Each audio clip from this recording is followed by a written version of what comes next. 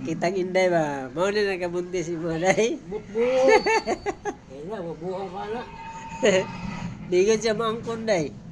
Mabuhang ka na. Earning daw ang nagkuhan sa iya. Yaman, si Richard Pisanginlan na nakabuntis. So doon na si Inday, si Pangita ganyan, asa ka? Richard? Kay pangkulol ganyan sa bata. Kay muha ginoto daw anak daw. Bukbukot. Lagi. Ito, ayun.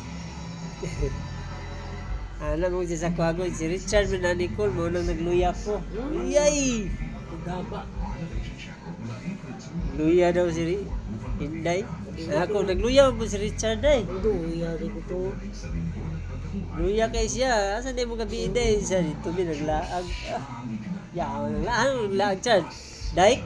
Ay, matuto. Siya mo guniingon ko, naglaag ba mo? Ado na ako sa inyo, siguro.